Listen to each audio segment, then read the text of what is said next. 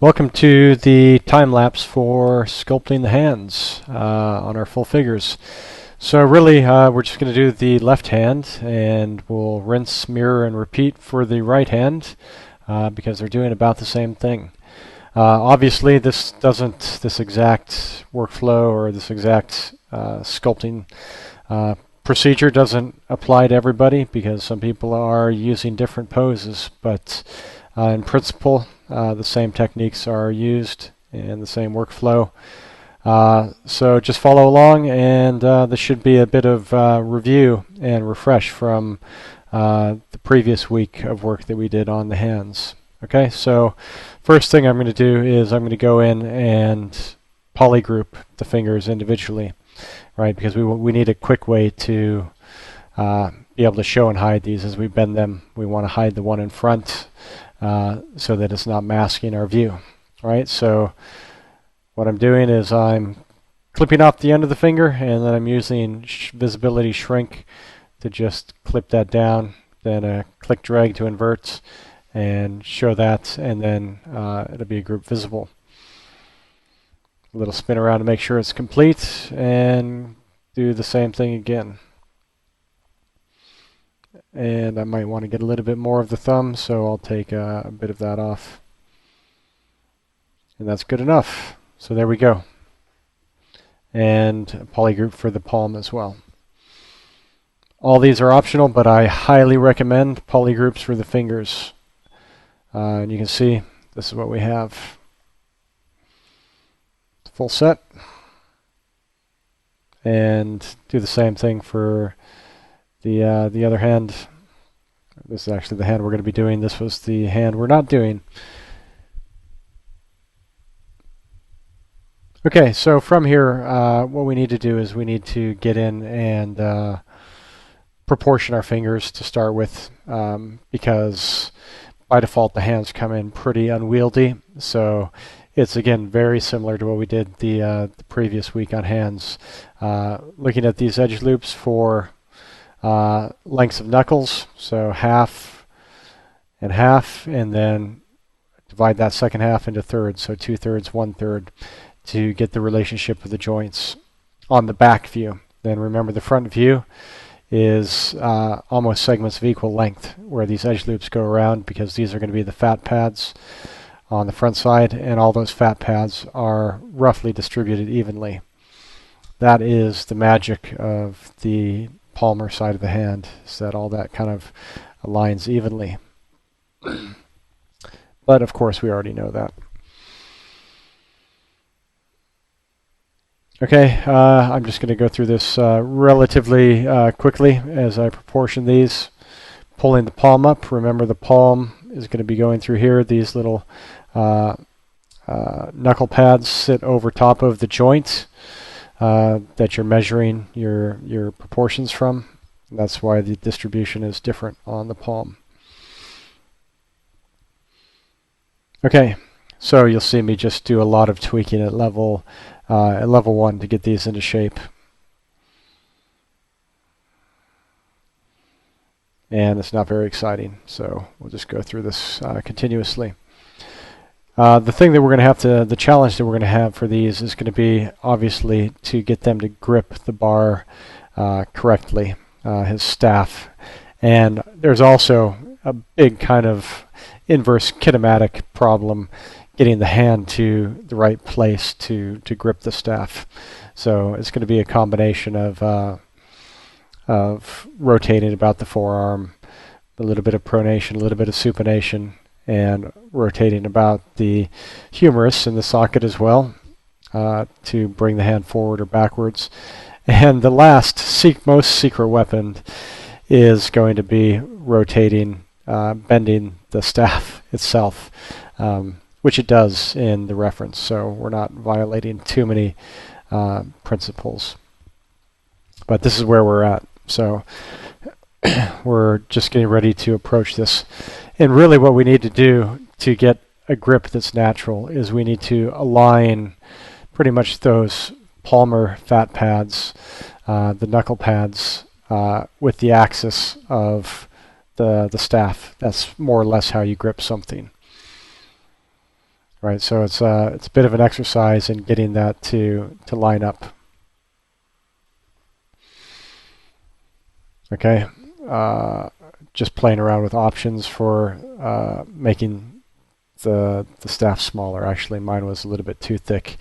I think I mentioned this in one of our setup videos that mine was too thick, and so I'm just shrinking it down a little bit because that's also important for matching grip.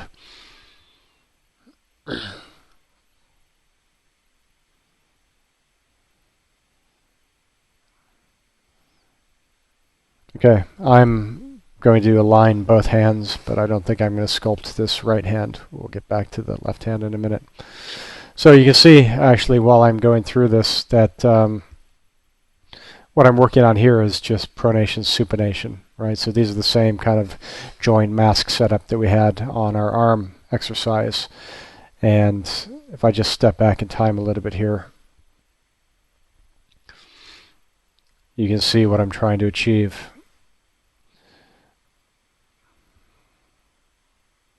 Okay, so right here, this kind of axis of the knuckles is out of line with this, so that's the whole purpose of this little move here, is to bring that back in line so that the staff is resting right in this pocket between the index finger and the thumb. Thumb can retract back and bend around in front, and all these fingers can grip over. That is the intention. So that's what we're doing with that. And then the other variable that we have to play with is the amount of rotation, extension in the wrist going backwards or flexion going forwards. And the combination of all these options make it I mean, it gives us enough options to get the hand in place, but it's kind of complicated to do. If you were enterprising and really kind of crazy, you could almost build a kind of a sub Z-sphere rig and rig the arm and the hand for this if you wanted to be a little bit experimental.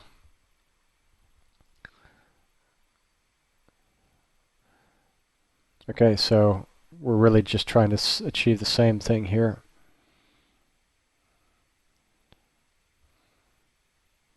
And while I was doing this, I was looking at the reference pretty closely just to make sure that everything matched.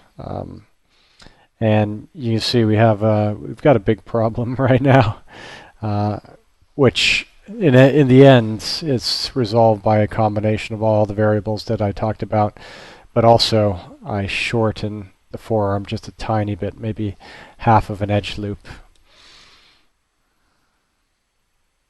Because in the past I've looked at the forearms and thought they were a touch too long, so this actually gives me a good chance to rectify that.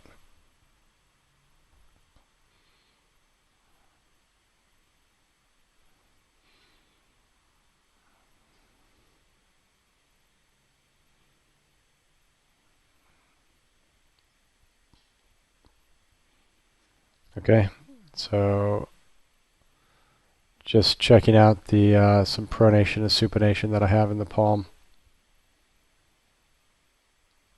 And the bar is sitting about the right distance. And the first thing that I'm looking at is kind of how it sits in between the first finger, the thumb, and the index finger.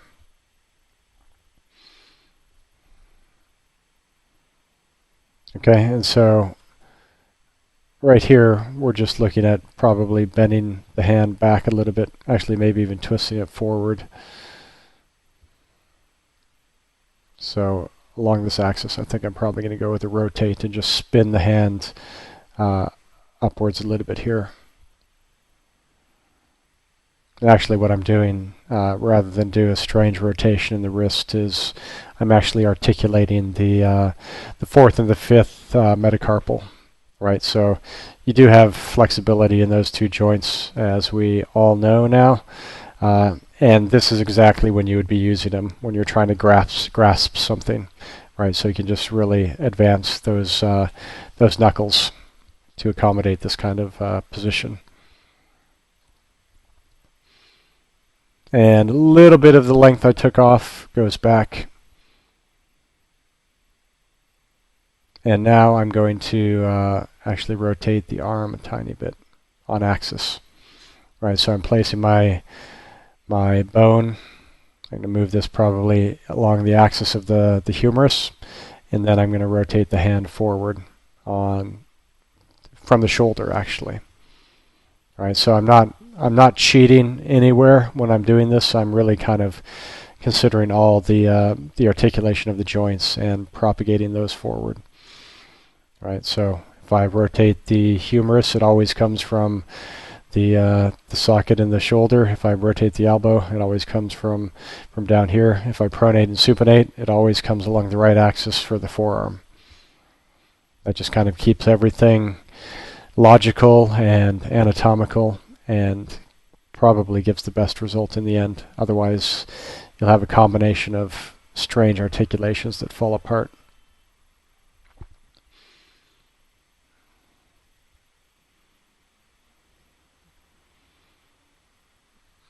Fingers have tended to collapse a little bit during, well, they were actually pretty thin to start with in the base mesh, so I'm just expanding them as I go, and again reestablishing these distances, the distribution of the edge loops as I go. And so if you have your bar positioned correctly, and if it's the right size, and everything's at the right angle, then you should be able to get your fingers to match pretty closely to what the hands are doing in the reference, as far as how far around the bar they're curled, what knuckles are touching, and where they go. And mine is about 80%, I would say. In the end, 90%. They don't quite reach around far enough, and I might fix that at the very end of the sculpt. But I might not, because at a certain point you can just there's some things that you can work to and ignore.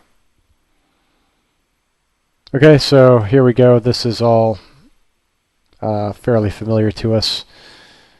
Successive masking up to the different levels of our edge loops, and I think I'm at level 2 right here. 3 might be actually, this is level 3. 4 might be a better idea. Give me a little bit sharper masks.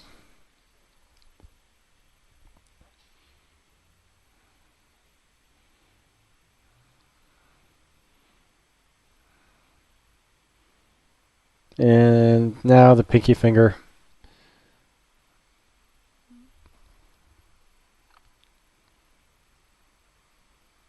And there it goes. Again, same caveats apply, same rules that we've talked about in the hand week. You know, you always want to, keep your mask going over the edge loops that you've identified, and you want to keep your joint roughly on axis with where the joint of the knuckle is, and you want to be looking down kind of orthogonally, quite square against the finger when you rotate. Otherwise, you'll start getting a bunch of crazy off-axis rotations in your fingers. Okay, and the thumb is, as always, quite tricky, and the edge looping on the thumb is a little bit awkward up here, so you just have to deal with that.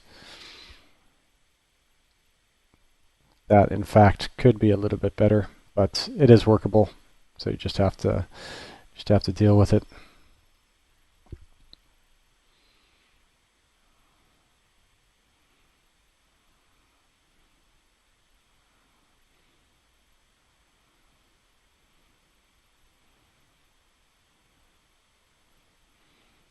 Okay, so I'm just really trying to get all the angles. And here, that was me switching back to the right hand, just looking at the alignment. I won't do the knuckles in this time lapse, or the grip, but I just wanted to lay it across the hand, and so I've actually cheated a little bit and moved the bar. Not cheated, I've just matched the reference.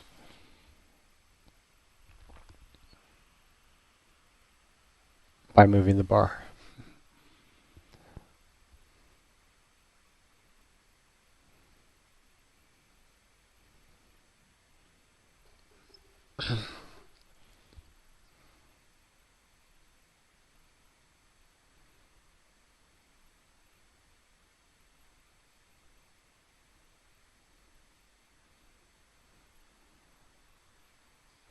So again, just sizing the hands and the fingers. No big deal.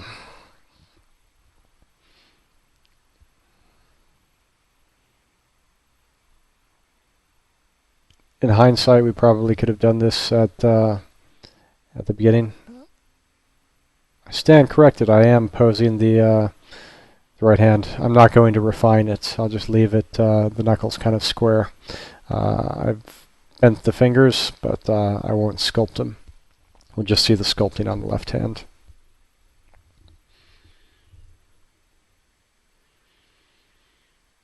Okay, thenar eminence and knuckles coming in, and then the extensor and abductor tendons for the thumb, and just trying to get some of the well, we have the first dorsal interosseous, and actually we need to just kind of keep a close eye on how the staff interacts with this pocket and the skin, and also the muscle right here on the backside, because that will push against it and create a nice little form.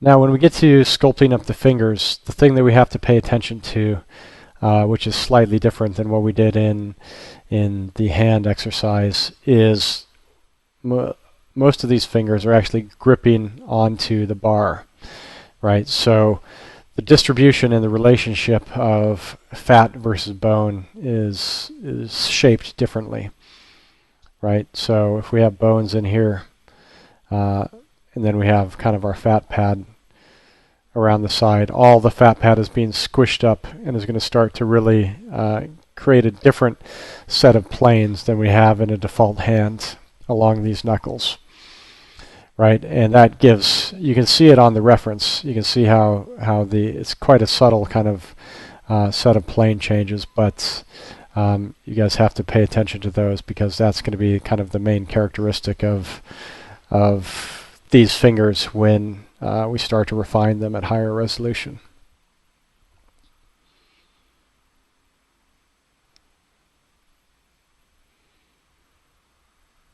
Okay, this is just the same thing we did in our earlier exercise, just really getting the alignment of all these pads set up so that they're shooting to the knuckle, and then these lengths are roughly the same.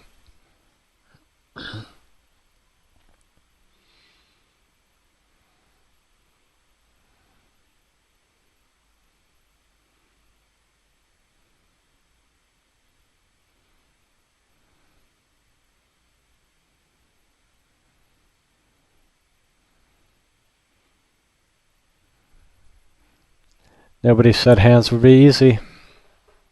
Hands and hair this week. It's a tough mix.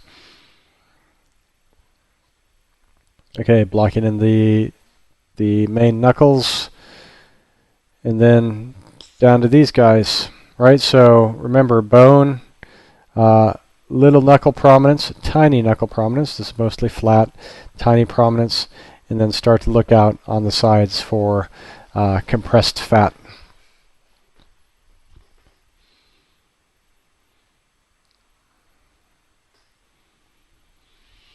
And as I refine this, I'm not going to pay too much attention to these front areas in here, because those are going to be touching the staff. So mostly it's just going to be about these bulges on the outside.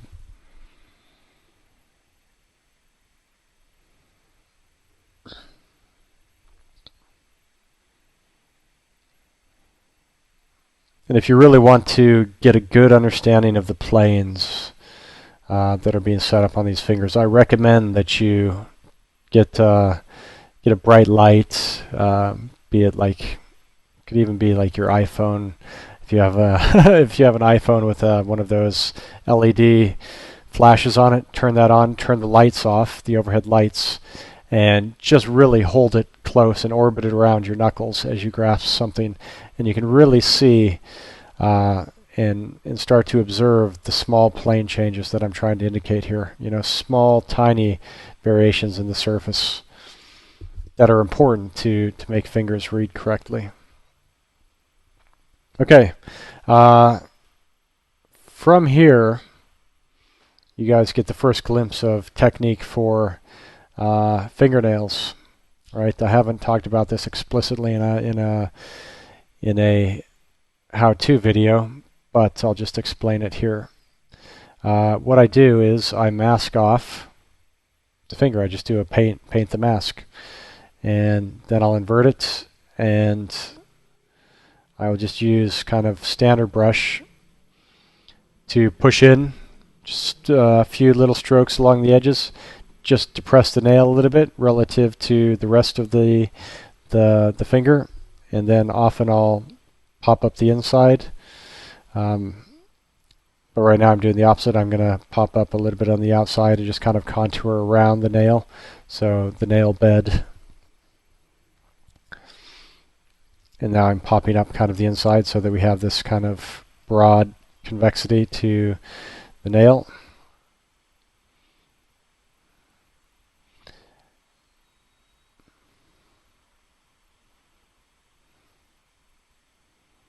And then you can sculpt a little bit down here, and it would just depress the underside of the flesh underneath the fingernail. Okay, that's a quick block. Obviously, I need to refine this and probably adjust some of the levels, but it's a really quick and easy way to get a fingernail started.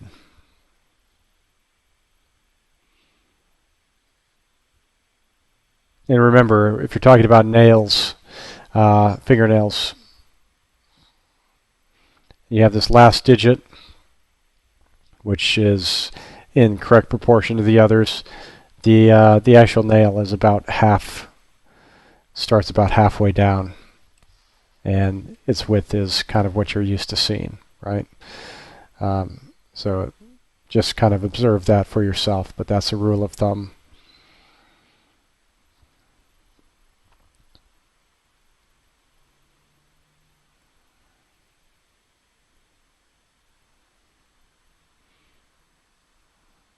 And so we'll consider this whole working example time lapse kind of a first pass on the hands, because as we know from our previous examples, to get into all the details, all the wrinkles, is a considerable investment of time. And right now we're just concerned with the getting the big forms in and getting the main kind of characteristics of the grasping.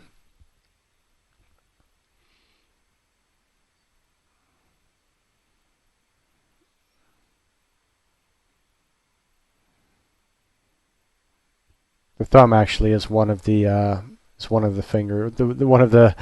main violators of wrinkles. Is the main instigator, and there's a lot of wrinkles in there that we do need to sculpt at some point. In this particular pose, most of the others are hidden by the staff.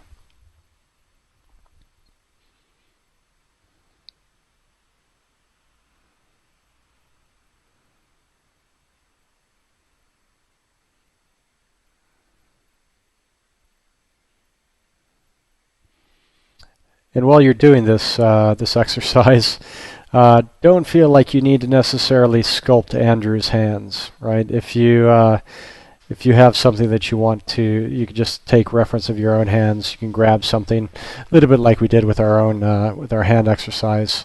Use your own hand as reference,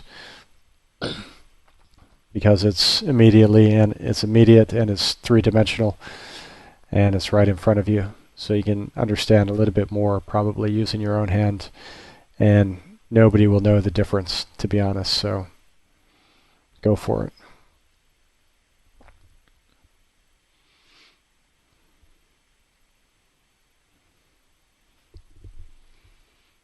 So trying to get some of the shear, some of the compression here on the opposite side, some of this fat kind of being pushed out from the underside.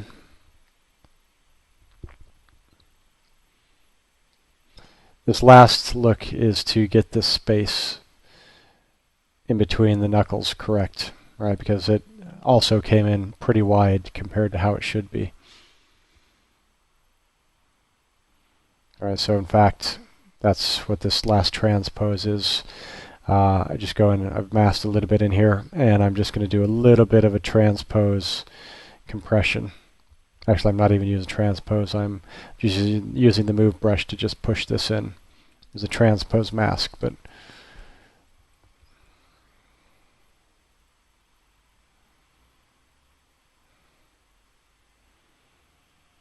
okay, just trying to refine some of the planes at the back of the hand as well.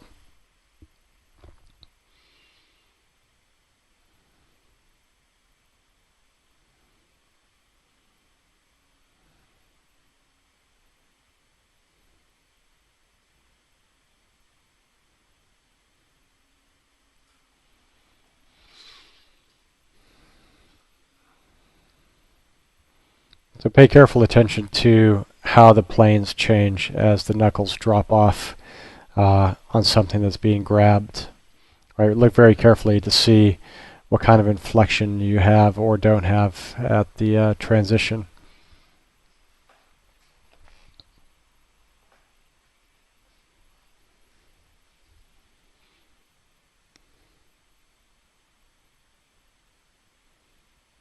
Let's put a couple more nails in.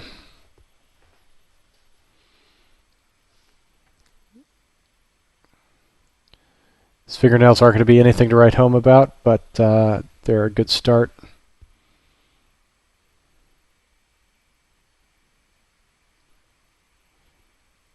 It's just important that you make them all roughly the same way, the same size, and the same shape, because there's nothing worse than having a number of fingernails that are in view at the same time and have them look different, like materially different. So work the same technique, get the same shapes, the same gestures, you know. Slightly divergent out here, slightly crescent down here, convex this way, and slight protruding edge this way.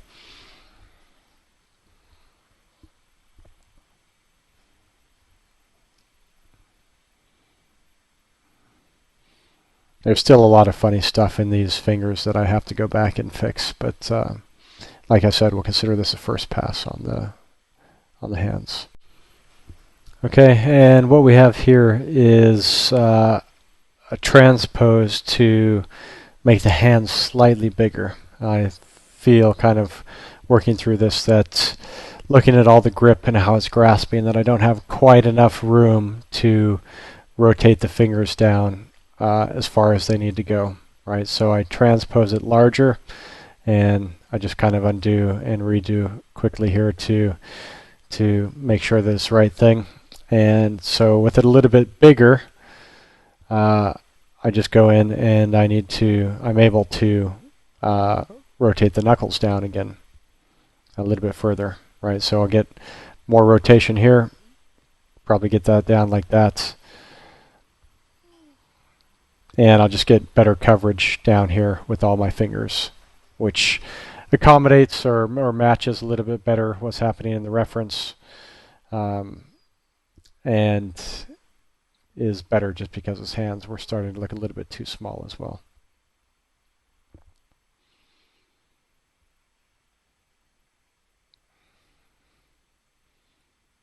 Okay, and then just a last assessment at lowest level of the big planes, the volumes for the knuckles.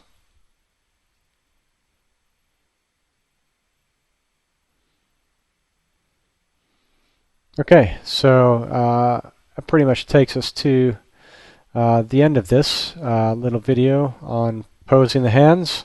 None of this should be shocking to you. In fact, it should all be, well, I won't say second nature, because second nature after you do maybe 20 of these, but it's all manageable for you anyways, because we did the same thing previously, and hopefully it'll just be a good chance to review and refresh all those techniques as well. Okay, so if you're at a loss for any of the things that I did in here, you can check back into the hand examples and we can look at that and use that as good reference. Okay, so again, you want to work that one up and this one, and in whatever pose that your guy is doing. And get as many details in as you can, but don't worry too much about small wrinkles and tiny folds and things like that. I think there are probably better things to use our time on still. Okay, good luck with the hands. They are quite a challenge this week, especially because they're grasping the staff. So good luck with that, and I'll see where you guys get to next week. Thanks.